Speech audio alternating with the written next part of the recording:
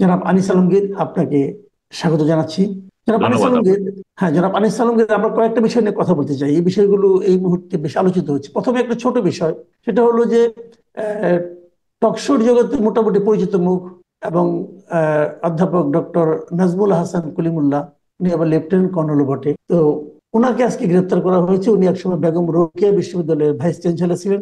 ওই সময়ের ওনার কিছু দুর্নীতির ব্যাপারে দুদক গত জুন মাসে ওনার বিরুদ্ধে একটা মামলা করে, সেই মামলায় ওনাকে গ্রেপ্তার করা হয়েছে। কিন্তু ইন্টারেস্টিং বিষয় হলো, অনেকের মুখে আমি শুনছি যে ওনাকে গ্রেপ্তারের কারণ হলো উনি সরকার বিরোধী কথাবার্তা বলেন, এই জন্য ওনাকে গ্রেপ্তার করা হয়েছে। তো হতে পারে, আসলে কি কারণে কি হয়, আমরা দুদকের নানা রকম ব্যবহার এর আগে দেখেছি। আপনার কাছে এই জিনিসটা ছোট করে যদি বলেন, এই জিনিসটা নিয়ে আপনার মানে সার্বিক মূল্যায়নটা কি?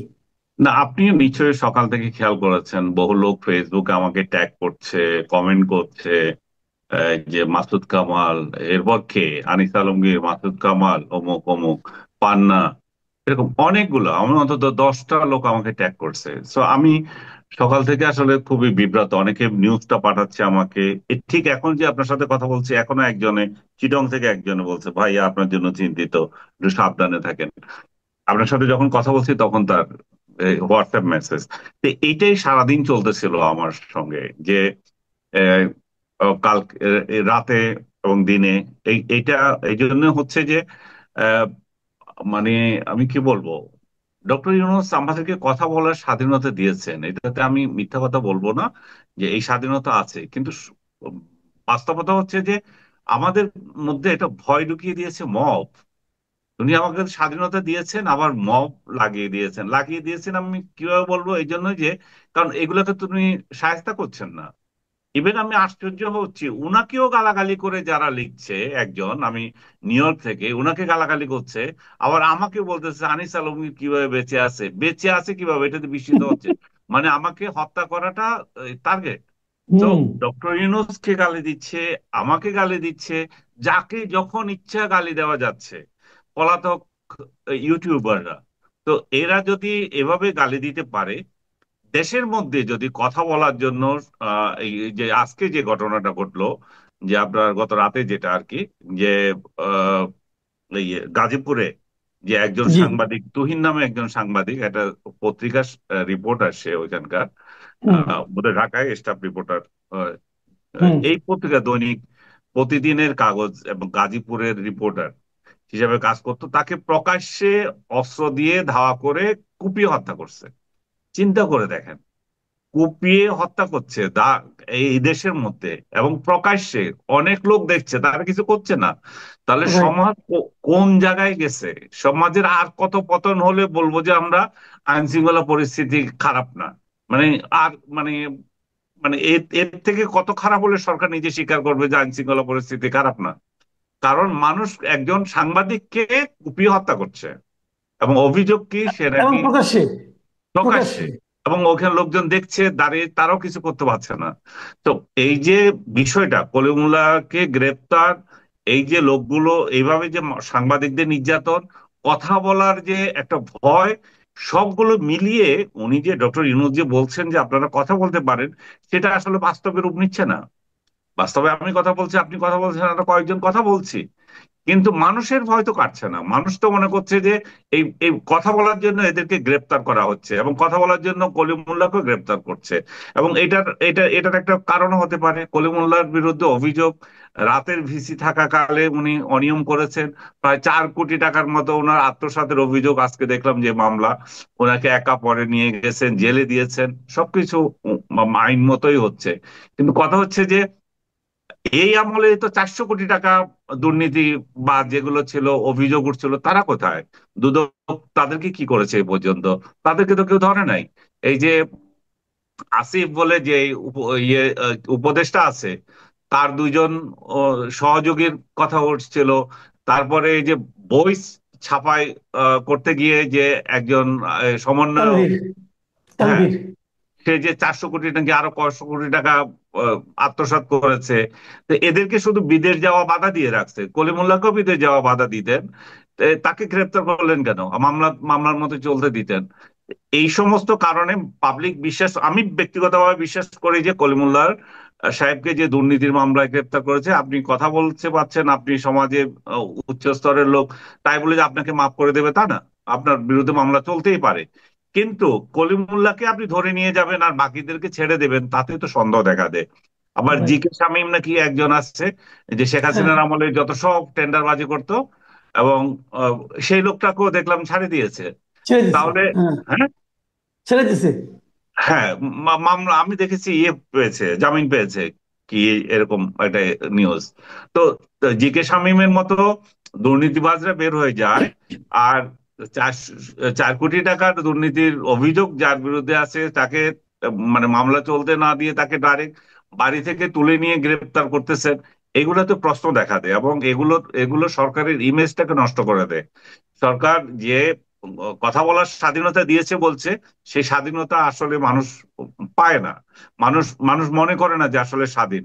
এবং সত্যিকার অর্থে কি, আমি আমি আপনি আমরা আমাদের মধ্যেও তো একটা ভীতি কাজ করে অন্তর্মহলে। আমি আমি মনে করি যে ঠিক আছে, আমি তো, আমাকে কেন কেউ একটা মন্দ কথা বলবে, কারণ আমি তো কোনো অপরাধ করি নাই, কারণ আমি তো কোনো দুর্নীতি করি নাই, আমি তো কোনো সরকার প্রধানের সাথে বাইরে যাই নাই, কোনো সরকার প্রধান তো ফ্ল্যাট বাড়ি গাড়ি আমাকে দেয় নাই। তো আমার কোন ঠেকা পড়েছে যে আমার ভয় করার? কিন্তু সরকার না ধরুক, সরকার যে এই চাপাতিওয়ালা কাউকে নামিয়ে দিল, পিছনে আসলে এই যে সাংবাদিকদের যে কপিয়ে গেল, সেরকম যদি পরিস্থিতি থাকে, তাহলে কি করে আমরা সরকারের পক্ষে কথা বলি? এই সরকারকে বলি যে এই সরকার থাকুক আরো। এই জন্যই তো বলি যে ভাই, যত তাড়াতাড়ি পারেন আপনি নির্বাচন দিয়ে জাতিকে রক্ষা করেন। আপনার আচ্ছা, যে যখন আপনি সামর্থ্য নির্বাচনের কথাই বললেন, আমি এই নির্বাচন প্রসঙ্গে একটু আসি। যেহেতু নির্বাচনের কথাটা উঠলো, নির্বাচনে একটা উনি একটা সম্ভাব্য সময়সীমা অলরেডি ডিক্লেয়ার করেছেন। এটা নিয়ে মানুষের মধ্যে অনেক দ্বিধা ছিল, সমস্যা ছিল, কিন্তু উনি ঠিকই ডিক্লেয়ার করলেন যে সম্ভাব্য ফেব্রুয়ারিতে নির্বাচনটা হতে পারে। এবং এটা হুম, হওয়ার পর আমরা দেখছি নানা ধরনের মিশ্র প্রতিক্রিয়া।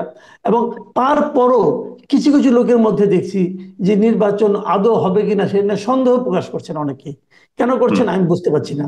আবার আজকে নির্বাচন কমিশনার দেখলাম, চিফ ইলেকশন কমিশনার, তিনি বলছেন যে সবাই যদি ফাউল করে সবাইকে তো লাল কার্ড দেখানো যাবে না, কাজেই হুম। এটা নাকি তাদেরও দায়িত্ব নির্বাচন ঠিকঠাক মতো করা।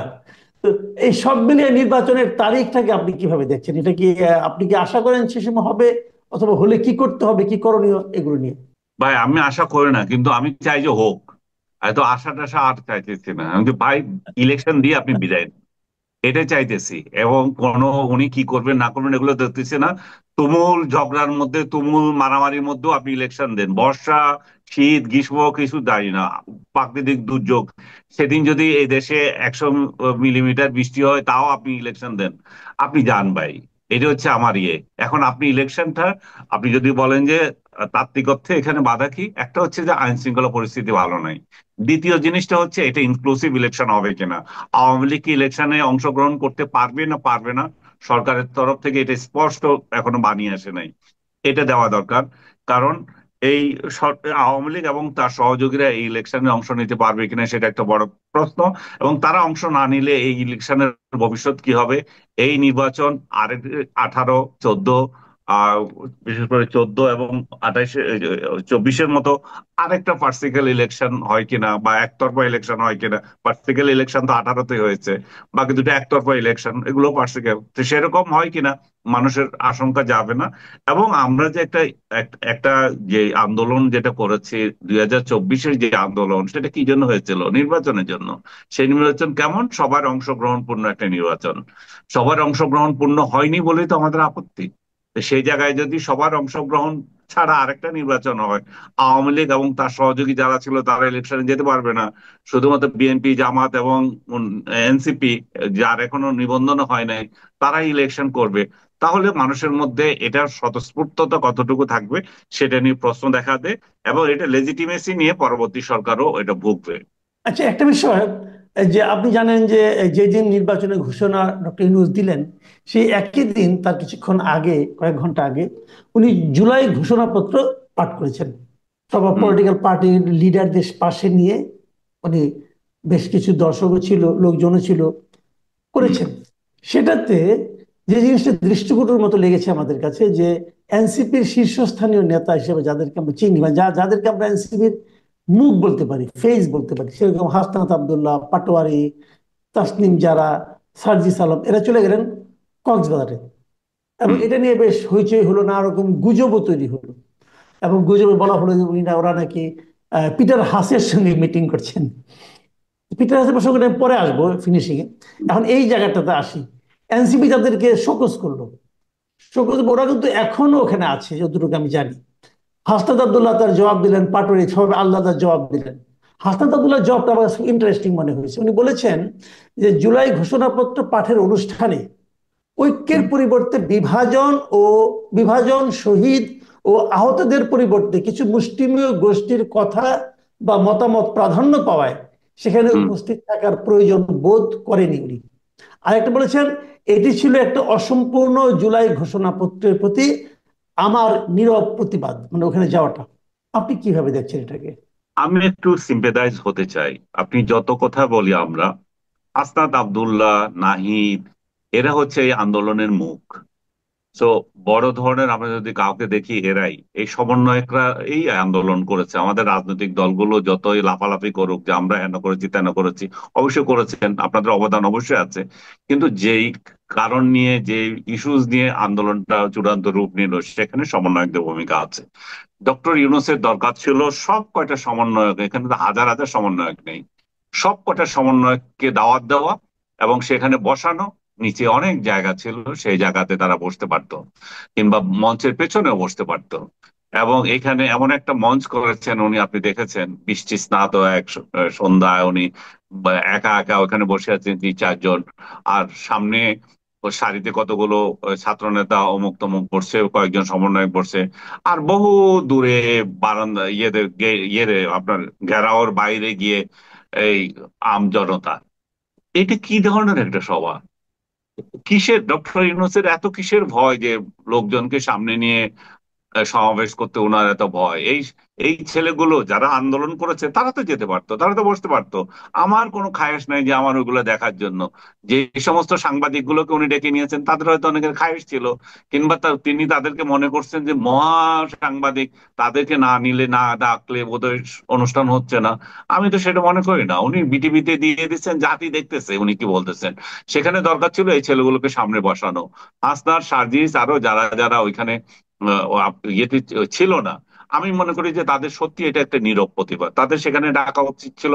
এবং তাদের যে অভিযোগ যে আমাদের আমাদের কথাটা যথাযথভাবে ওখানে প্রতিফলিত হচ্ছে না, হতে পারে তারা তারা তারা তো দীর্ঘদিন দেখেছে। এবং এটা জনতার অভিপ্রায় বলে যে যেগুলো চালিয়ে দেওয়া হলো, আসলে কোন জনতার অভিপ্রায় আসনাদ যে প্রশ্ন তুলেছে, সেটা হতে পারে।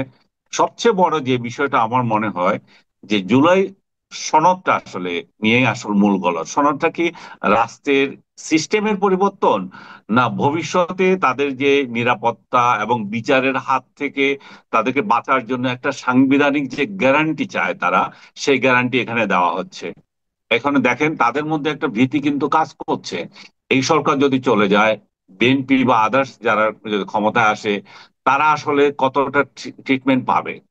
এবং আওয়ামী লীগ যে তাদেরকে পিটিয়ে মারবে না, সেটার কোন গ্যারান্টি আছে? আমি তো বহুবার বলি, আওয়ামী লীগ এই যে আজকেও আপনি গতকাল দেখেন যে জুলাই ভাস্কর্য যেটা টিএসসি তে ছিল, সেটা ভেঙে দিয়েছে। এবং আমি সেই সূত্রে ধরে বলছি যে প্রথম আওয়ামী লীগ যদি সুযোগ পায়, প্রথম যেটা ভাঙবে সেটা হচ্ছে যে জুলাই জাদুঘর যেটা বানাচ্ছে গণভবনে, প্রথম ভাঙা হবে ওইটা। আপনি খেয়াল করেন এটা। অনেকে বলবে যে আপনি কি উস্কানি দিচ্ছেন, যেমন আমি বলেছিলাম মব সংস্কৃতির জন্য ডক্টর ইউনূসের বাড়ি হামলা হবে, তখন বলছে যে আমি নাকি উস্কানি দিচ্ছি। বাবা, উস্কানি দিচ্ছে না। এগুলো হচ্ছে, এগুলো লিখে রাখেন, এগুলোই হবে, কারণ এগুলো এভাবেই হয়। আপনি যখন এক প্রতিহিংসা তৈরি করেন, এভাবে হবে। জাদুঘরের কি অভাব পড়েছিল? জাতীয় জাদুঘর বাদ দিয়ে আপনি ওইখানে আবার জাদুঘর বানাতে চাচ্ছেন কেন? ওইটা তো শেখ হাসিনার বাপের বাড়ি না। ওইটা তো যে কোনো প্রধানমন্ত্রী আসবেন তিনি সেখানে বসবেন, সংসদের পাশে এবং প্রধানমন্ত্রীর কার্যালয়ের পাশে। তো এরকম একটা জায়গাকে আপনার কোন কারণে এটাকে আপনি মানে জুলাই জাদুঘর ওখানে বানাতে হবে? জুলাই ওখানে কি ঘটেছিল? ওই জাদুঘর ওইখানে জুলাই ওইখানে বঙ্গভবনে কি কাকে হত্যা করা হয়েছিল যে এই হত্যা করেছিল, এখানে এতজন ইয়ে হয়েছিল, এই জন্য এটা জাদুঘর করব? যাই হোক, এর দীর্ঘ আলাপ, আমি এটাতে যাইতে চাই না। আমি বলতে চাচ্ছি যে যে রিভেঞ্জ গুলা সেভাবে হবে, এবং আওয়ামী লীগ আসলে সত্যিকার অর্থে এগুলা শিকার হবে। আমি আজকে আরেকটা ভিডিওতে দেখলাম নিউ ইয়র্কে একজন জুলাই যোদ্ধাকে পিটানো হচ্ছে। সেটা কে করছে? এই যে আওয়ামী লীগের লোকেরাই করছে বাইরের। তার মানে কি হচ্ছে, আমাদের এখানকার সংস্কৃতি, এখানকার প্রতিহিংসা এটা বাইরেও চলে যাচ্ছে। তো আপনি যদি মনে করেন যে এই দিনেই শেষ দিন, আর দিন আসবে না, মানে আর দুনিয়ায় আর কোনো পরিবর্তন হবে না, আপনি শেষ সরকার, এরপরে কোনো সরকার আসবে না, এবং গদি উল্টে গেলে যে কি হবে প্রতিদিনে বলি, সেটা আপনি চিন্তা করছেন না, কারণ আপনি ইনক্লুসিভ সোসাইটি করেন নাই। যেটা আপনার দরকার ছিল, সবাইকে নিয়ে ইলেকশন করা, যারা অপরাধী তাদেরকে সাজা দেওয়া, এবং দেশটাকে এগিয়ে নিয়ে যাওয়া, মুক্তিযুদ্ধ, অমুক্তিযুদ্ধ, এই সমস্ত বিতর্কের বাইরে গিয়ে আমরা আগে যাওয়া। কিন্তু আপনি আওয়ামী লীগের চাচ্ছেন, আওয়ামী লীগ ক্ষমা চাক সেটা চাচ্ছেন। ভালো কথা, আওয়ামী লীগ বলছে আমরা যদি দেশে আসি, আমরা যদি রাজনীতি করতে পারি, ক্ষমতায় আইবো। কিন্তু 71 সালে যারা অপরাধ করেছিল, যাদের অপরাধের দায়ে যে 10 জন ব্যক্তির এখানে সাজা হয়েছিল, তাদের ক্ষেত্রে তো আপনি বলছেন না যে এরাও মাপ চাইতে হবে। আপনি আমাকে কিছুক্ষণ আগে বলছিলেন যে কয়েকজন বিবৃতি দিয়েছে যে জামাত হুম, হুম, হুম। যাতে ক্ষমা চায়। জামাত এটা এটা এটা যারা চাইতেছে তারা কতটুকু, আহ, আমি জানি না কতটুকু আন্তরিকতার সাথে চাইছে যে জামাত ক্ষমা চাক। জামাত ক্ষমা চাইবে কি চাইবে না সেটা তার দলীয় সিদ্ধান্ত, এবং সেটাতে বুদ্ধিজীবী হিসাবে বলাই যাইতে পারে ক্ষমা চাক কি না চাক। কিন্তু জামাতের এই পর্যন্ত কার্যকলাপে তো দেখা যায় নাই যে তারা 71 সালের জন্য কোনোদিন ক্ষমা চাইছে, ক্ষমা চাক। তো একই বিষয়টা আওয়ামী লীগ বলবে যে তোমরা আজকে 54 বছর পর্যন্ত ওদের মুখ থেকে একটা শব্দ বের করতে পারো না। যারা এখনো মনে করে যে, যাদের প্রমাণিত দলিল রয়ে গেছে, যারা যে 71-এর গণহত্যায় জড়িত ছিল, আলবদর, আল শামস গঠন করে, এবং আলবদর বাহিনী নিয়ে, আলবদর নিয়ে একটা বইও দেখলাম আমি, পাকিস্তান থেকে বের হয়েছে। সেই আলবদরেরা কিভাবে কাজ করছে, মুজাহিদ এখানে কিভাবে আলবদরের নেতা ছিল, সব বিস্তারিত বর্ণনা আছে। তো ইতিহাসে যেগুলো লিপিবদ্ধ হয়ে গেছে, সেটাকে আপনারা কিছু বলছেন না। জামাতের লোকজন এখন আপনি বোধহয় জামাতের পাইছেন না রে ভাই, তোমার নিয়ে আমার কিছু নাই। তুমি যদি রাজনীতি করতে চাও, আমার যদি ভোট চাও জীবনে, তুমি ক্ষমা না চাও পর্যন্ত আমি ভোট দেবো না। তুমি রাজনীতি করো, তোমাকে রাষ্ট্র অধিকার দিয়েছে, সেটাতে আমার কোনো মাথা ব্যথা নাই। আমি কোনো সাংবাদিক হিসাবে কোনো রাজনৈতিক দল আহ কি করবে, সরকার কে থাকবে, এগুলো নিয়ে আমাদের মাথা ব্যথার কিছু নাই। কিন্তু যেগুলো সমালোচনা করার সেটা করবো, সেটা সরকার হোক, জামাত হোক, বিএনপি হোক, যারাই আসুক। এটা হচ্ছে বিষয়। তো আমি যেটা জি। বলছিলাম, হাসনাতরা এই হাসনাতরা এখানে রাগ করার মতো কিছু থাকতেই পারে। তাদের তাদের আশঙ্কা থাকতে পারে যে এই সরকার যদি চলে যায়, তাদের আইনগতভাবে তাদের সুরক্ষা কিভাবে হবে, সে সমস্ত আশঙ্কা থেকে তারা রাগ করতে পারে। এখানে তো আওয়ামী লীগ নাই যে তারা বলবে যে আওয়ামী লীগকে সুবিধা দিচ্ছে, আওয়ামী লীগকে তো তারা নিষিদ্ধ করে দিয়েছে। সবকিছু মিলিয়ে তাদের রাগ করার উপর তো সরকারের উপরই, কারণ সরকারকে তারা বসিয়েছে, সরকার নিজেই স্বীকার করে। এই হচ্ছে পরিস্থিতি। কিন্তু আমি সিম্পেথাইজ তাদের জন্য, জি। কারণ তারা যে রাগ করে গিয়েছে, সে রাগের, আমি মনে করি যে আমিও যদি এই জায়গায় থাকতাম আমারও রাগ হতে পারতো। আমি মজা করেছিলাম যে তারা সেদিন যেদিন ওইখানে গিয়ে দেখছে সমুদ্র বিহারে গেছে, তো আমি ওদিন ঢাকা শহরে আমিও আনন্দে ছিলাম, খিচুড়ি খাচ্ছিলাম। যাই হোক, আরেকটা আমি শেষ প্রশ্নটা করি। এটা হয়তো একটু অন্যরকম প্রশ্ন, মিডিয়া নিয়ে একটা প্রশ্ন করতে চাচ্ছি। সেটা হলো যে হাসনাত আব্দুল্লাহ এবং সার্জিস এবং ওরা যারা, যে পাঁচজন তারা ওখানে গেল, হুম। এই যাওয়া নিয়ে এবারে প্রথমবার দেখলাম। এর আগে দেখেছি যে এই ধরনের কোন রকম গুজব বলেন অথবা নিউজ বলেন, নিউজকে টুইস্ট করা বলেন, এগুলি হুম। সাধারণত সোশ্যাল মিডিয়াতে হতো। হুম। এবারে আমি হুম। প্রথম দেখলাম যে পিটার হাসের সঙ্গে মিটিং করবেন, এই নিউজটা প্রচার হলো আমাদের আপনার মানে বিভিন্ন রকম কনভেনশনাল মিডিয়াতে, টিভিতে স্ক্রল গেল দেখলাম, এবং পত্রিকাতেও নিউজ হলো দেখলাম। আমি কয়েকটা পত্রিকা দেখেছি, যুগান্তরে দেখেছি, আমি এরকম মানে মেইন স্ট্রিম মিডিয়াতে দেখেছি। হুম। তো ঠিক আছে, সোশ্যাল মিডিয়াতে অনেক সময় তো এগুলো হয়, কোনো দায় দায়িত্ব নাই, বাট হুম। এগুলি তো দায়িত্বপূর্ণ প্রতিষ্ঠান। কিন্তু তারপরে যখন জানা গেল যে পিটার হাস বাংলাদেশে আসেই নাই, হুম। তখন কি আপনি মনে করেন এই মিডিয়াগুলোর, এই যে মেইন স্ট্রিম মিডিয়াগুলো, তাদের মিনিমাম ক্ষমা চাওয়া উচিত ছিল একটা ভুল সংবাদ দেওয়ার কারণে? অবশ্যই এগুলো একটা নির্লজ্জ সাংবাদিকতা। এগুলা এই সমস্ত সাংবাদিকতাকে আমরা এনকারেজ করতে পারি না। আমার ভালো লাগছে না ভাই, আমি ঢাকা শহর থেকে বের হয়ে কোথাও কোথাও নির্জনে গিয়ে আমি থাকবো। আমার ওই ওই একটা ছেলে ভালোই বলছে, নাসির বোধহয়, যে শুধুমাত্র মিটিং এ যে আলো হয় ব্রেন খুলবে তা তো না। আমি তো একাকিত্বের মধ্যেও আমরা শান্তি খুঁজতে পারি, আমার আলোচনা করতে পারি।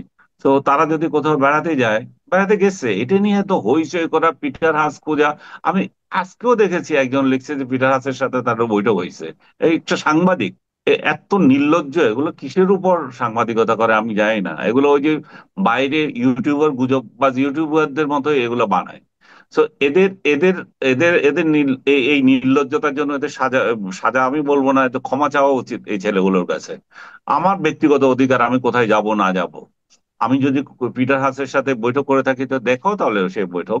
তুমি মিথ্যা খবর প্রচার করবে কেন? আর ওরা ওরা তো বলেছে যে আমরা করছি না, তাহলে ওরা আমাদের সাথে কেউ নাই, তারপরে এই ধরনের খবর প্রচার করা তো একটু ক্ষমা চাওয়া উচিত, আপনি যেটা বলছিলেন। অনেক ধন্যবাদ, অনেক ধন্যবাদ জনাব আনিস আলমগীর। প্রিয় দর্শক, আপনারা শুনলেন যে চলমান বিভিন্ন ঘটনা নিয়ে আনিস আলমগীর বিশ্লেষণ। আপনাদের কেমন লাগলো জানাবেন। সবাই ভালো থাকবেন। আল্লাহ হাফেজ।